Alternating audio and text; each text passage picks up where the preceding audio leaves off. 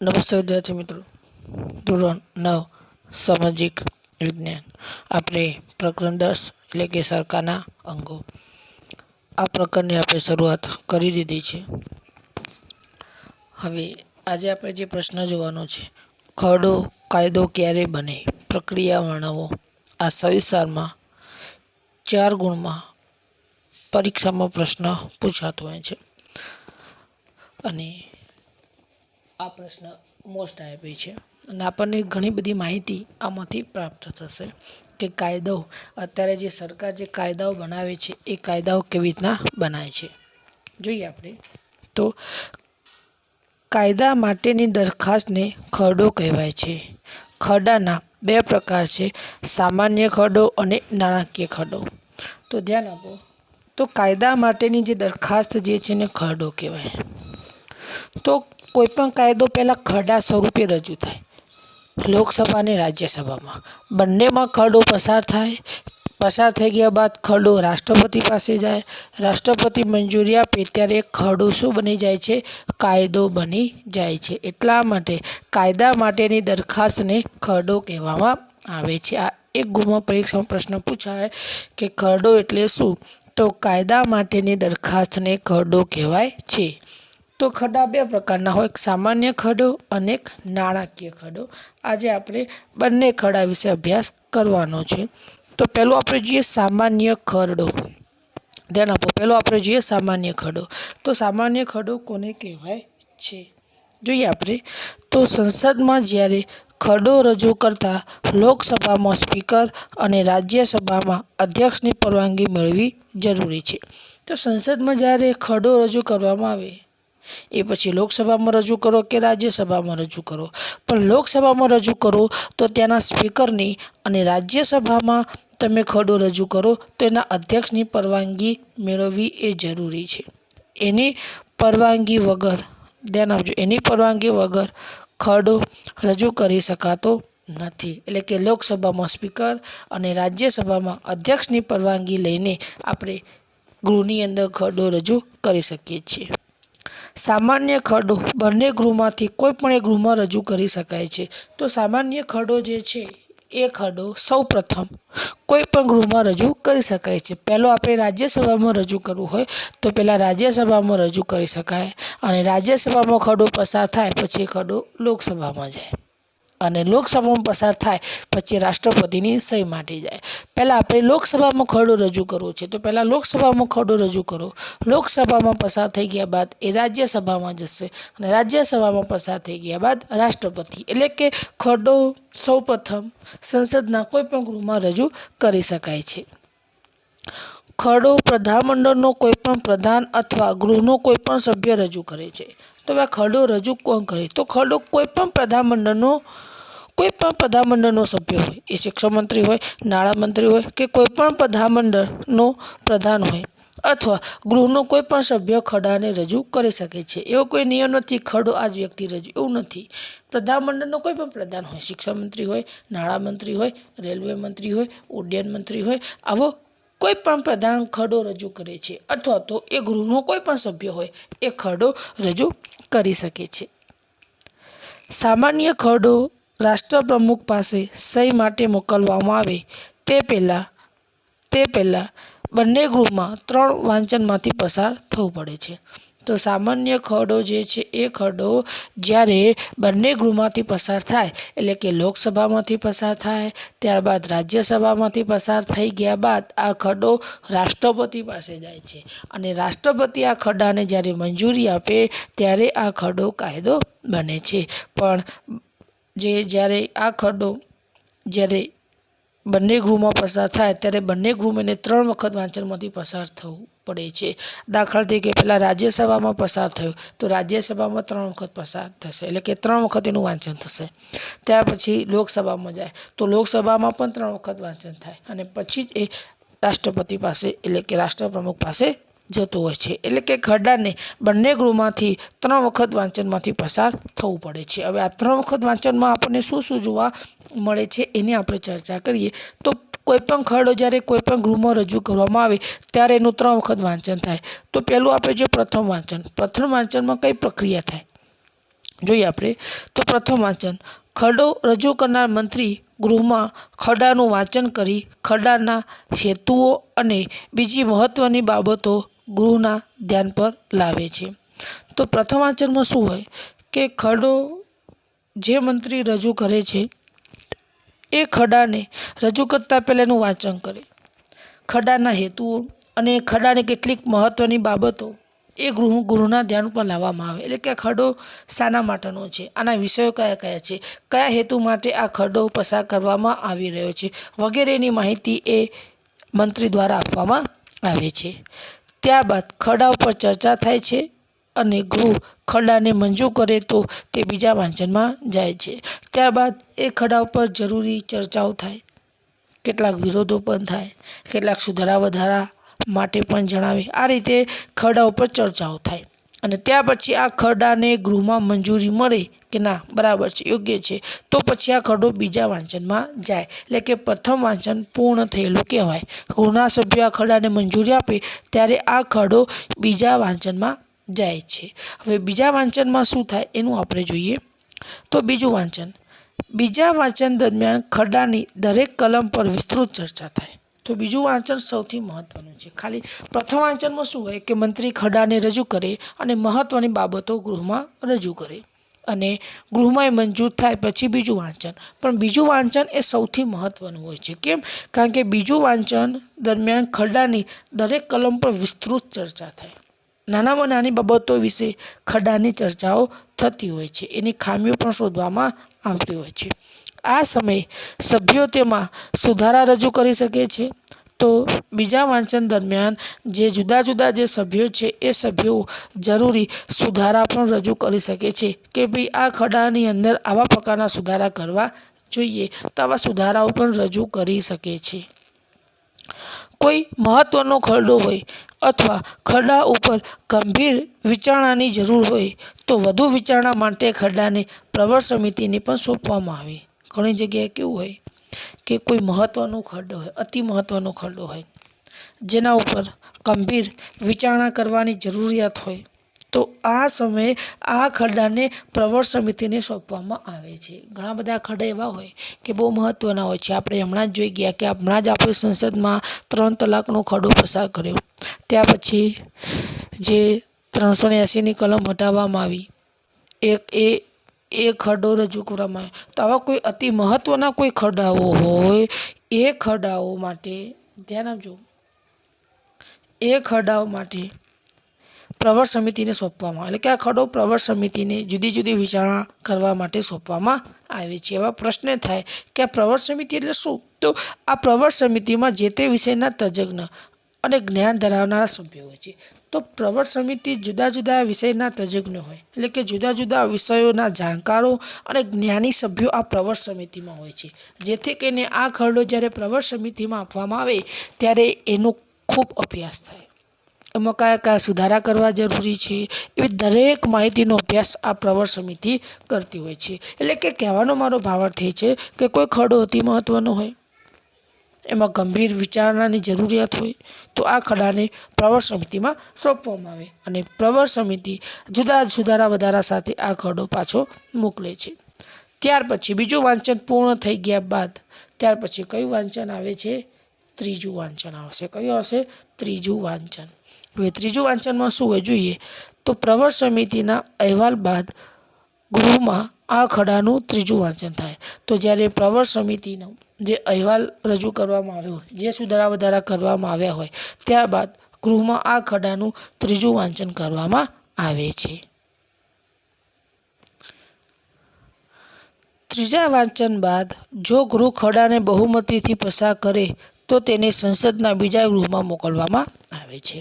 તો ત્રીજા વાંચન બાદ એ ગૃહમાં મતદાન થાય અને બહુમતીથી ધ્યાન આપજો, બહુમતીથી આ ખરડાને એ ગૃહમાં પસાર કરવામાં આવે ત્યાર પછી સંસદના બીજા ગૃહમાં મોકલવામાં આવે છે। એટલે કે બહુમતી પસાર થાય ત્યારે એ ખરડો એ ગૃહમાંથી પસાર થયેલો માનવામાં આવે, ત્યાર પછી એ ખરડો ક્યાં જશે? બીજા ગૃહમાં મોકલવામાં આવશે અને બીજા ગૃહમાં પણ આ ખરડાને 3 વાંચનમાંથી પસાર થવું પડે છે।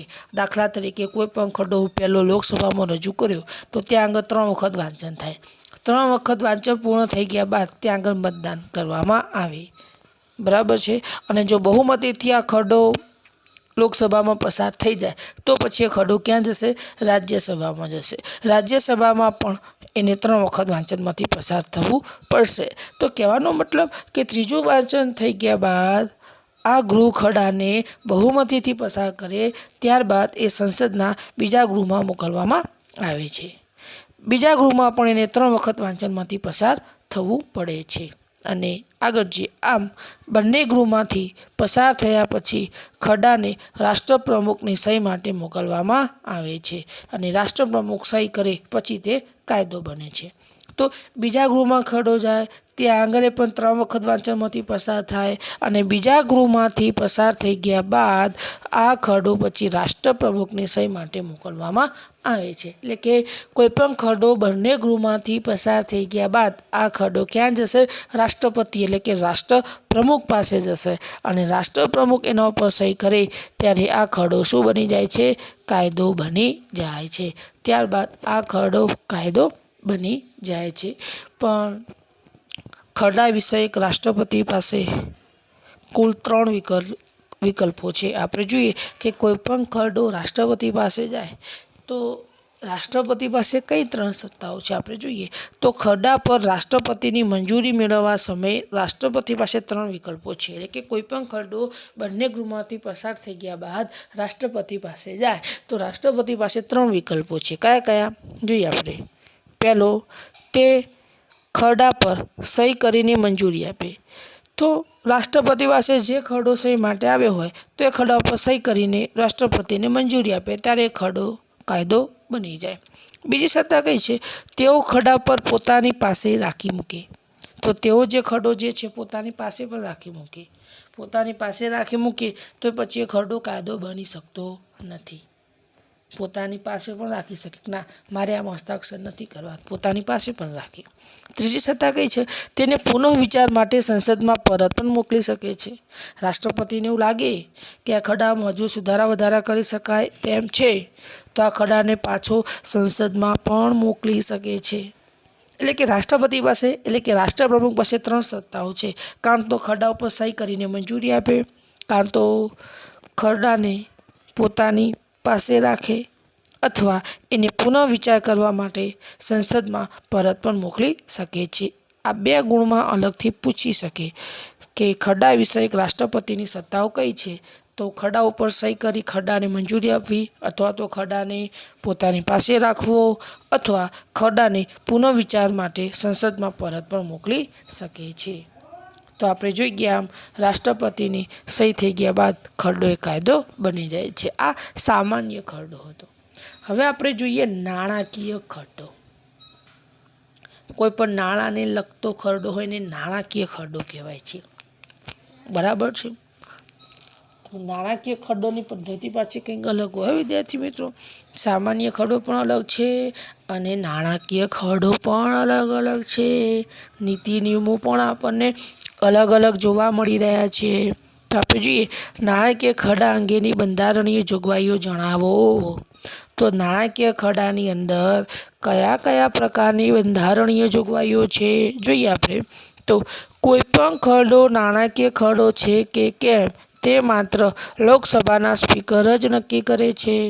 તો કોઈપણ ખરડો નાણાકીય છે કે નહીં આ લોકસભાના સ્પીકર નક્કી કરશે।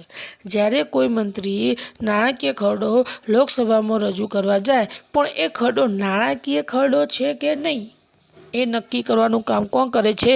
લોકસભાના સ્પીકર જ નક્કી કરે છે। તો લોકસભાના સ્પીકર નક્કી કરે કે આ ખરડો નાણાકીય છે કે નહીં। અંદાજપત્રને નાણાકીય ખરડો કહેવામાં આવે છે। તો જે અંદાજપત્ર જે છે અંદાજપત્રને નાણાકીય ખરડો કહેવાય છે। ધ્યાન આપજો, આ પરીક્ષાની અંદર મોસ્ટ આઈએમપી છે 4 ગુણમાં। તો અંદાજપત્રને નાણાકીય ખરડો કહેવાય। અંદાજપત્રને ગુજરાતીમાં શું કહેવાય ખબર છે? બજેટ। આપણા ભારત દેશના જે નાણામંત્રી હોય એ બજેટ રજૂ કરે એ બજેટને નાણાકીય ખરડો કહેવાય। તો અંદાજપત્રને નાણાકીય ખરડો કહેવામાં આવે છે। આપણે જોઈએ તો આ અંદાજપત્ર દેશના નાણામંત્રી રજૂ કરે. અંદાજપત્ર એટલે કે બજેટ એ કોણ રજૂ કરે? દેશના નાણામંત્રી રજૂ કરે. અંદાજપત્રોમાં એટલે કે બજેટમાં શું હોય ખબર છે? દેશને કેટલો નફો, કેટલો નુકસાન, ત્યાર પછી કરવેરામાં ઘટાડો કરવો કે વધારો કરવો વગેરે જેવા નાણાકીય લગતી બાબતો બજેટ એટલે કે અંદાજપત્રમાં આપવામાં આવેલી હોય છે. તો આ અંદાજપત્ર દેશના નાણામંત્રી રજૂ કરે છે. અંદાજપત્ર મોટાભાગે 28 ફેબ્રુઆરીએ લોકસભામાં પસાર થાય છે. તો મોટાભાગે અંદાજપત્ર જે છે એ નાણામંત્રી 28મી ફેબ્રુઆરીએ લોકસભામાં પસાર કરે છે. તો અંદાજપત્ર નાણામંત્રી રજૂ કરે અને એ પણ મોટાભાગે 28મી ફેબ્રુઆરીએ લોકસભામાં અંદાજપત્ર રજૂ કરવામાં આવતું હોય છે.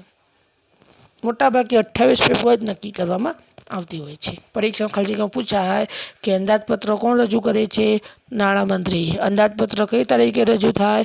28મી ફેબ્રુઆરીએ અંદાજપત્ર રજૂ કરવામાં આવે છે. આ એક બોક્સમાં આપણે યાદ રાખવાના છે બંને. અંદાજપત્ર દેશના નાણામંત્રી રજૂ કરે અને અંદાજપત્ર કઈ તારીખે રજૂ થાય? 28મી ફેબ્રુઆરી. એ પણ કયા ગૃહમાં? લોકસભામાં જ. આગળ જોઈએ આપણે. નાણાકીય ખરડો રાષ્ટ્રપ્રમુખની મંજૂરીથી પ્રથમ લોકસભામાં જ રજૂ કરવામાં આવે છે. ધ્યાન આપો. એક નાણાકીય ખરડો એવો છે કે પ્રથમ વખત લોકસભામાં જ રજૂ કરવો પડે છે. આ નિયમ છે.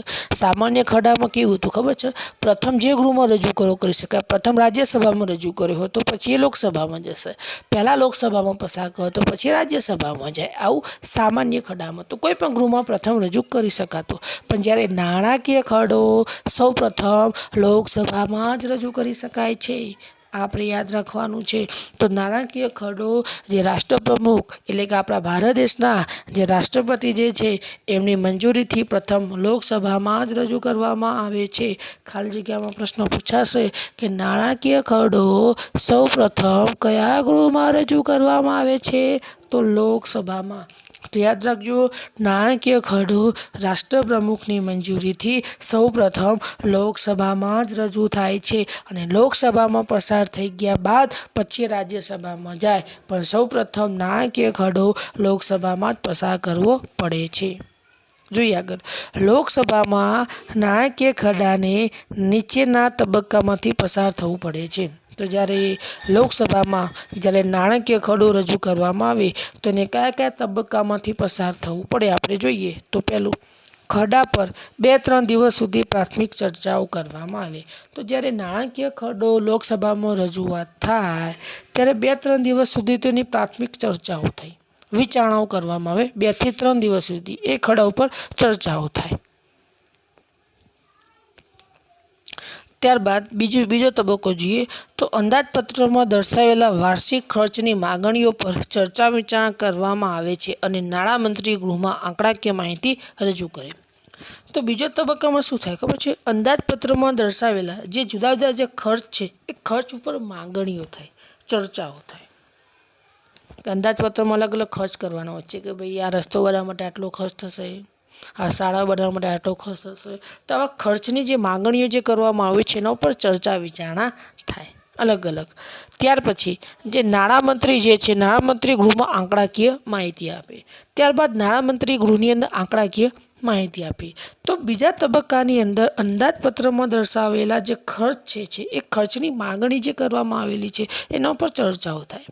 ત્યાર પછી જે નાણામંત્રી જે છે એ ગૃહમાં આંકડાકીય માહિતી આપે અલગ અલગ. દેશની આટલી આવક થશે, આટલો કર વધારવામાં આવશે, આટલો ઘટાડવામાં આવશે. આવી આંકડાકીય માહિતી નાણામંત્રી ત્યાં આગળ રજૂ કરે છે. કેન્દ્રના પ્રધાનમંડળના પ્રધાનો પોતાના ખાતાની માંગણીઓ પર ચર્ચા થાય છે અને ગૃહમાં હાજર રહેલા સભ્યોના મતદાનથી મંજૂર કરવામાં આવે છે. તો કેન્દ્રના જે જુદા જુદા જે પ્રધાનો જે છે, આપણે જે કોઈ શિક્ષણ મંત્રી હોય, કોઈ ઉડ્ડયન મંત્રી હોય, ત્યાર પછી કોઈ નાણામંત્રી હોય, ત્યાર પછી ત્યાં આગળ કોઈ રેલવે મંત્રી હોય, કૃષિ મંત્રી હોય, આવા જુદા જુદા ખાતાઓ ધરાવનારા જે પ્રધાનો જે છે એ પોતાના ખાતાઓની માંગણીઓ પર ચર્ચા કરશે અને ત્યાર પછી એ ગૃહમાં હાજર રહેલા જે સભ્યો જે છે એનું મતદાન થાય અને મતદાનથી જ આ નાણાકીય ખરડાને મંજૂરી આપવામાં આવે છે. ત્યારબાદ અંદાજપત્રમાં દર્શાવેલ કરવેરાના પ્રસ્તાવો ગૃહની મંજૂરી માટે મોકલવામાં આવે.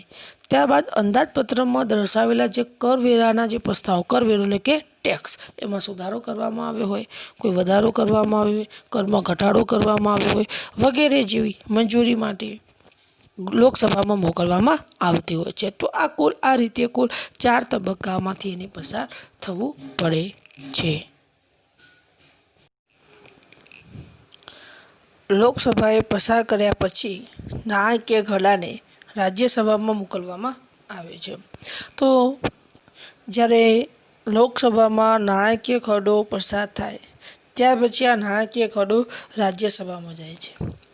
રાજ્યસભાએ જરૂરી ભલામણો સાથે કે ભલામણો વિના 14 દિવસમાં લોકસભાને પાછો મોકલવાનો હોય છે. તો જ્યારે નાણાકીય ખરડો રાજ્યસભામાં આવે તો રાજ્યસભાને જરૂરી ભલામણો કરવી હોય તો કરી શકે છે અને ભલામણો ન કરવી હોય તો ન કરે, પણ 14 દિવસની અંદર આ નાણાકીય ખરડો લોકસભાને પાછો મોકલી દેવો પડે છે. એ પછી ભલામણો સાથે કે પછી ભલામણો વિના 14 દિવસમાં લોકસભાને પાછો મોકલવાનો હોય છે. અને જો 14 દિવસમાં નાણાકીય ખરડો લોકસભામાં પરત મોકલવામાં ન આવે તો તે ખરડો રાજ્યસભામાંથી પસાર થયેલો માનવામાં આવે છે. તો જો 14 દિવસમાં નાણાકીય ખરડો લોકસભામાં રાજ્યસભા પરત ન કરે તો પછી એ ખરડો રાજ્યસભામાંથી પસાર થયેલો માનવામાં આવે છે. તો તમે જો આ કંઈક નવી જ પ્રકારની શરત છે કે નાણાકીય ખરડો જ્યારે લોકસભામાંથી પસાર થાય ત્યાર પછી એ નાણાકીય ખરડો રાજ્યસભામાં જાય, પણ રાજ્યસભાને 14 દિવસમાં ભલામણો સાથે કે પછી ભલામણો વિના 14 દિવસની અંદર લોકસભાને પાછો મોકલી દેવો પડે છે. અને જો 14 દિવસમાં નાણાકીય ખરડો લોકસભામાં પરત ન કરવામાં આવે તો એ ખરડો પછી રાજ્યસભામાંથી પસાર થયેલો માનવામાં આવે છે. રાજ્યસભાએ સૂચવેલી ભલામણો લોકસભા સ્વીકારે કે ન સ્વીકારે તો પણ નાણાકીય ખરડો બંને ગૃહમાંથી પસાર થયેલો માનવામાં આવે છે. તો જ્યારે રાજ્યસભામાં જ્યારે નાણાકીય ખરડો હોય એ રાજ્યસભા આની અંદર જે ભલામણો આપવામાં આવી હોય એ ભલામણો લોકસભા સ્વીકારે ખરી અને ન પણ સ્વીકારે. એવું જરૂરી નથી કે રાજ્યસભા દ્વારા જે નાણાકીય ખરડામાં જે ભલામણો આપવામાં આવેલી છે એ સ્વીકારવી છે, ન પણ સ્વીકારે તો પણ નાણાકીય ખરડો આ ગૃહમાં પસાર થયેલો માનવામાં આવે છે.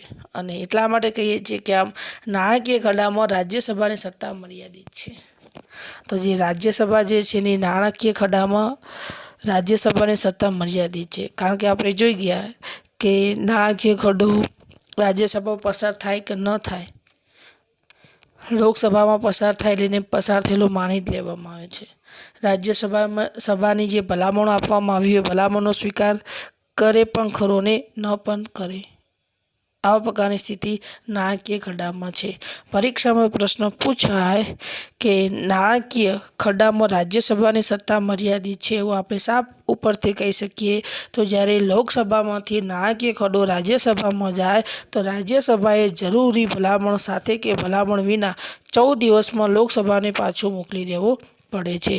અને જો 14 દિવસમાં નાણાકીય ખરડો લોકસભામાં પરત ન કરવામાં આવે તો રાજ્યસભામાંથી પસાર થયેલો માનવામાં આવે છે. બીજું કે રાજ્યસભાએ જે ભલામણો કરેલી છે એ ભલામણો લોકસભા સ્વીકાર કરે કે ન પણ કરે તો પણ આ ખરડો આ ગૃહમાંથી પસાર થયેલો માનવામાં આવે છે. એટલા માટે કહી શકાય કે નાણાકીય ખરડામાં રાજ્યસભાની જે સત્તા જે છે એ સત્તા કેવી છે?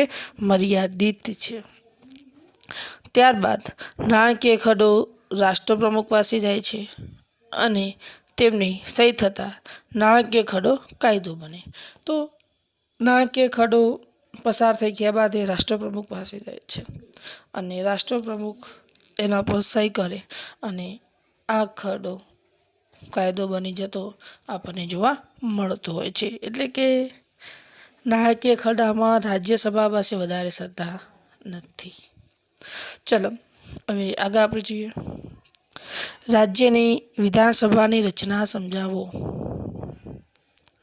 બરાબર છે, એના વિશે આપણે જોઈએ.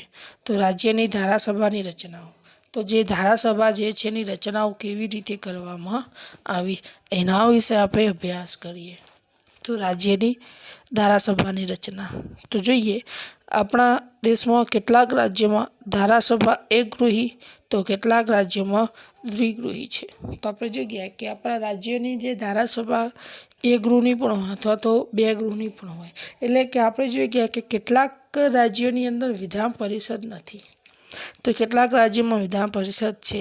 બાકી વિધાનસભા તો ફરજિયાત હોવું જોઈએ. આપણા ગુજરાતમાં વિધાનસભા છે પણ વિધાન પરિષદ નથી, એટલે કે વિધાન પરિષદ હોવું ફરજિયાત નથી. એટલા માટે કહીએ કે આપણા ભારતના કેટલાક રાજ્યોમાં ધારાસભા એક ગૃહી તો કેટલાક રાજ્યોમાં બે ગૃહી છે. આપણા ગુજરાતમાં એક જ ગૃહી ધારાસભા છે. રાજ્યની વિધાનસભા એ નીચલું ગૃહ છે. તો રાજ્યની જે વિધાનસભા જે છે એને નીચલું ગૃહ કહેવાય, જ્યારે વિધાન પરિષદ એ ઉપલું ગૃહ છે. તો આ બે બાબતો આપણે ધ્યાનમાં રાખવાની છે કે રાજ્યની વિધાનસભા એ નીચલું ગૃહ કહેવાય, જે વિધાન પરિષદ જે છે એને આપણે ઉપલું ગૃહ કહીએ. એટલે કે જે વિધાન પરિષદ જે છે એ ઉપલું ગૃહ છે. બંને ગૃહો વિશે આપણે અભ્યાસ કરવાનો જ છે. તો આપણે જોઈએ તો વિધાનસભા. તો પહેલાં આપણે જોઈએ વિધાનસભા વિશે કે વિધાનસભાની રચના કેવી રીતના થાય છે. તો આની રચના પ્રત્યક્ષ ચૂંટણીથી થાય છે. તો વિધાનસભાની રચના પ્રત્યક્ષ ચૂંટણીથી થાય, એટલે કે લોકોના ચૂંટાયેલા જે પ્રતિનિધિઓ છે વિધાનસભામાં બેસે છે. આપણને ખ્યાલ છે કે રાજ્યની જે સરકારના 5 વર્ષ પૂર્ણ થાય એટલે વિધાનસભાની ચૂંટણી આવે. લોકો પોતાના મનગમતા ઉમેદવારને ચૂંટીને મોકલતા હોય છે. વિધાનસભાની બેઠકો વસ્તીના આધારે નક્કી થાય છે. તો જે વિધાનસભાની જે બેઠકો જે છે વસ્તીના આધારે નક્કી કરવામાં આવતી હોય છે. જોઈએ આપણે તો વિધાનસભામાં વધુમાં વધુ 500 સભ્યો અને ઓછામાં ઓછા 60 સભ્યો હોવા જોઈએ. તો કોઈ પણ રાજ્ય હોય, કોઈ રાજ્ય નાનું હોય છતાં પણ ત્યાં આગળ ઓછામાં ઓછા 60 સભ્યો, અને કોઈ રાજ્ય ગમે એટલું મોટું હોય તો ત્યાં આગળ વધુમાં વધુ 500 સભ્યો હોય છે. આનાથી વધારે સભ્યો હોતા નથી કે આનાથી ઓછા નથી હોતા. એટલે કે વધુમાં વધુ 500 અને ઓછામાં ઓછા કેટલા કહેવામાં આવ્યા છે? 60. એક ખાલી જગ્યામાં આપણે યાદ રાખવાનું છે કે વિધાનસભાની અંદર ઓછામાં ઓછા કેટલા સભ્યો? 60 અને વધુમાં વધુ 500 સભ્યો હોવા જોઈએ. સભ્યની લાયકાત જોઈએ તો વિધાનસભાનું જે સભ્યને ચૂંટણી લડવી હોય તેની લાયકાત કઈ છે? તો જે વ્યક્તિ ભારતીય નાગરિક હોય અને તેની ઉંમર 25 વર્ષ કે તેથી વધારે હોવી જોઈએ.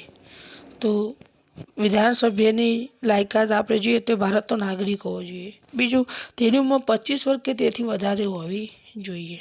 બીજું, કોઈપણ પ્રકારે કાયદેસર રીતે ગેરલાયક ન હોવો જોઈએ, એટલે કે કોઈપણ અદાલતે એને ગુનેગાર જાહેર કરેલો હોવો જોઈએ નહીં. કારણ કે આપણા દેશમાં એક નિયમ છે કે ગુનેગાર વ્યક્તિને, એટલે કે જે વ્યક્તિ જેલમાં છે, સજા ભોગવે છે, એ વ્યક્તિ ચૂંટણી લડી શકતો નથી. તો ધ્યાન આપજો, જે વ્યક્તિ ભારતીય નાગરિક હોય અને તેની ઉંમર 25 વર્ષ કે તેથી વધારે હોય, એની ઉંમર 25 વર્ષ કે તેથી વધારે હોવી જોઈએ. બીજું કે કોઈપણ પ્રકારે કાયદેસર રીતે ગેરલાયક ના થયેલો હોવો જોઈએ, એટલે કે કોઈપણ અદાલતમાં એને ગુનેગાર જાહેર કરેલો હોવો જોઈએ નહીં. વિધાનસભાના સભ્યોને રાજ્યના પુખ્ત વયના મતાધિકારો ગુપ્ત મતદાનથી ચૂંટી કાઢે છે. તો જે વિધાનસભાની ચૂંટણી આવે ત્યારે રાજ્યના જે પુખ્ત મતાધિકારો, એટલે કે જેમને 18 વર્ષે મત આપવાનો અધિકાર પ્રાપ્ત થયો છે, એ પોતાનો ગુપ્ત મત આપીને આ વિધાનસભાના સભ્યોને ચૂંટી કાઢતા આપણને જોવા મળી રહ્યા છે. એટલે કે 18 વર્ષથી તેથી વધુ ઉંમરના મતાધિકારો પોતાના મનગમતા પ્રતિનિધિઓને ચૂંટતા હોય છે. વિધાનસભાની મુદત 5 વર્ષની હોય છે અને તેની મુદત પૂરી થતાં તેનું વિસર્જન થાય છે. તો લોકસભાની જેમ જ વિધાનસભાની મુદત પણ 5 વર્ષની જ હોય છે અને 5 વર્ષ થાય ત્યારે વિધાનસભાનું વિસર્જન થાય છે. વિધાનસભામાંથી જ રાજ્ય સરકારની રચના થાય. વિધાનસભામાં જે પક્ષના સભ્યો બહુમતીમાં ચૂંટાઈને આવ્યા હોય એ પક્ષની સરકાર બને ને એમાંથી જ મુખ્યમંત્રી, એટલે કે મુખ્યપ્રધાન બનતા હોય છે. તો વિધાનસભાની મુદત 5 વર્ષની હોય અને એની મુદત પૂરી થાય એટલે પછી એનું વિસર્જન થઈ જતું હોય છે. અસાધારણ સંજોગોમાં રાજ્યપાલ તેની મુદત લંબાવી શકે છે અથવા મુદત પહેલાં બરખાસ્ત પણ કરી શકે છે। તો રાજ્યની અંદર કોઈ એવા સંજોગો ઊભા થાય કે દાખલા તરીકે કટોકટી આવી હોય તો આવી સ્થિતિની અંદર જે રાજ્યપાલ જે છે એ વિધાનસભાની મુદત લંબાવી હોય તો લંબાવી પણ શકે છે અથવા તો એની મુદત પહેલાં વિધાનસભાની બરખાસ્ત પણ કરી શકે છે। ભલે વિધાનસભાના 5 વર્ષ પૂરા ન થયા હોય તો પણ રાજ્યપાલ એની મુદત પહેલાં એની બરખાસ્ત કરી શકે છે। આ રાજ્યપાલ પાસે સત્તા છે, પણ ક્યારે કે કોઈ રાજ્યની અંદર કટોકટી સ્થાપી હોય ત્યારે જ આવા પ્રકારની સ્થિતિ ઉદ્ભવ પામે છે। સામાન્ય સંજોગોની અંદર આવા પ્રકારની સ્થિતિ ઉદ્ભવ પામતી નથી। વિધાનસભાના સભ્યો પોતાનામાંથી સ્પીકર અને ઉપાધ્યક્ષને ચૂંટી કાઢે છે। તો જ્યારે વિધાનસભાની ચૂંટણી પૂર્ણ થાય ત્યારે પોતાના જે સભ્યો છે એ પોતાના સભ્યોમાંથી સ્પીકર અને એક ઉપાધ્યક્ષને ચૂંટી કાઢે છે। સ્પીકર આપણે જોઈ ગયા કે આખું વિધાનસભા જે છે એ વિધાનસભાનું સંચાલન કરનારને સ્પીકર કહેવાય અને સ્પીકરની ગેરહાજરીમાં ઉપાધ્યક્ષ કામ કરતો હોય છે। એટલા માટે સ્પીકર અને ઉપાધ્યક્ષ બંનેને ચૂંટવા પડતા હોય છે, પણ જે વિધાનસભામાં જે ચૂંટાયેલા જે સભ્યો છે એમાંથી જ એક સ્પીકર તરીકેની નિમણૂક કરવામાં આવતું હતું। આ હતું આપણું વિધાનસભા। હવે આપણે જોઈએ વિધાન પરિષદ। તો મેં તમને હમણાં જ કહ્યું કે દરેક રાજ્યમાં વિધાન પરિષદ હોવું જરૂરી નથી। આજે મુંબઈ છે, મહારાષ્ટ્ર છે, ઉત્તર પ્રદેશ છે, બિહાર છે, કર્ણાટક છે, એવા રાજ્યો છે કે જ્યાં વિધાન પરિષદ છે। બધા રાજ્યમાં નથી, પણ જ્યાં છે ત્યાં કેવી સ્થિતિ છે એના વિશે આપણે જોઈએ તો વિધાન પરિષદ એ કાયમી ગૃહ છે। આપણે રાજ્યસભા જેવી સ્થિતિ છે। રાજ્યસભા એ કાયમી ગૃહ છે। કેમ? કારણ કે ત્યાં દર 2 વર્ષે 1/3 ભાગના સભ્યો નિવૃત્ત થાય અને તેટલા જ સભ્યોને ફરીથી ચૂંટીને મોકલવામાં આવે, તો એ સ્થિતિ અહીંયા છે। તો વિધાન પરિષદ કાયમી ગૃહ છે। દર 2 વર્ષે 1/3 ભાગના સભ્યો નિવૃત્ત થાય અને તેટલા જ નવા સભ્યોને ચૂંટવામાં આવે છે। તો વિધાન પરિષદ એક કાયમી ગૃહ છે। વિધાન પરિષદ એ કાયમી ગૃહ છે કારણ કે અહીંયા પણ દર 2 વર્ષે દર 2 વર્ષે 1/3 ભાગના સભ્યો નિવૃત્ત થાય। ફક્ત દર 2 વર્ષે 1/3 એટલે કે ત્રીજા ભાગના સભ્યો નિવૃત્ત થાય અને એટલા જ સભ્યોને ચૂંટવામાં આવે છે। જેટલા 10 નિવૃત્ત થયા તો બીજા નવા 10 સભ્યોને ચૂંટીને મોકલવામાં આવે છે। એક પ્રશ્ન પૂછાય કે વિધાન પરિષદ કેવું ગૃહ છે? તો વિધાન પરિષદ એ કાયમી ગૃહ છે કારણ કે દર 2 વર્ષે 1/3 ભાગના સભ્યો નિવૃત્ત થાય અને જેટલા જ નવા સભ્યોને ચૂંટવામાં આવે છે। રાજ્યસભાના જેવું જ આ વિધાન પરિષદ છે, બંનેમાં સેમ જ છે, જોઈ શકો છો। વિધાન પરિષદના સભ્ય બનવા માટે તેની ઉંમર 30 વર્ષ કે તેથી વધુ હોવી જોઈએ। જે વ્યક્તિને વિધાન પરિષદના સભ્ય બનવું હોય તો એની ઉંમર 30 વર્ષ કે તેથી વધુ હોવી જોઈએ। જો છે રાજ્યસભા જેવું, રાજ્યસભામાં જ હતું કે રાજ્યસભાનો સભ્ય બનવું હોય તો પણ એની ઉંમર 30 વર્ષ કે તેથી વધારે હોવી જોઈએ। રાજ્યસભા કાયમી, વિધાનસભા કાયમી। તો વિધાન પરિષદના સભ્ય બનવા માટે 30 વર્ષ કે તેથી વધુ ઉંમર હોવી જોઈએ ફરજિયાત। બીજું, વિધાન પરિષદની સભ્યની મુદત 6 વર્ષની હોય છે। તો જે વિધાન પરિષદ જે છે એ વિધાન પરિષદના સભ્યની મુદત કેટલા વર્ષની હોય છે? 6 વર્ષની હોય છે। તો રાજ્યસભામાં પણ સભ્યની મુદત 6 વર્ષની હતી, તો વિધાન પરિષદમાં પણ સભ્યની મુદત 6 વર્ષની હતી। 6 વર્ષ પછી વિધાન પરિષદના સભ્ય નિવૃત્ત થાય। બીજું, જે વિધાન પરિષદના સભ્યને આપણે એટલે કે લોકો મત આપીને નથી ચૂંટતા, નામાંકિત વ્યક્તિઓ જ વિધાન પરિષદના સભ્યને ચૂંટે છે। આપણે જોઈએ કયા, તો આ સભ્યોને વિધાનસભાના સભ્યો, સ્થાનિક સ્વરાજ્યની સંસ્થાઓના સભ્યો, માધ્યમિક શાળાના શિક્ષકો વગેરે વિધાન પરિષદના સભ્યોને ચૂંટે છે। તો વિધાન પરિષદના સભ્યોને કોણ ચૂંટીને મોકલે? તો સ્થાનિક સ્વરાજ્યની સંસ્થાના જે સભ્યો એટલે કે તાલુકા પંચાયત, જિલ્લા પંચાયત, નગરપાલિકા, મહાનગરપાલિકા, આના સભ્યો, પછી વિધાનસભાના સભ્યો, ત્યાર પછી માધ્યમિક શાળાના શિક્ષકો વગેરે ભેગા થઈને વિધાન પરિષદના સભ્યોને શું કરે છે? ચૂંટી કાઢે છે। પણ વિધાન પરિષદનું મહત્વ બહુ ઓછું છે અને એટલા માટે દરેક રાજ્યોમાં વિધાન પરિષદ નથી। પરીક્ષામાં પ્રશ્ન પૂછાય કે કયા રાજ્યની અંદર કયું ગૃહ હોવું ફરજિયાત છે? તો વિધાનસભા। કયું ગૃહ ફરજિયાત હોવું જરૂરી નથી? તો વિધાન પરિષદ। આ 2 બાબત આપણે યાદ રાખવાની છે।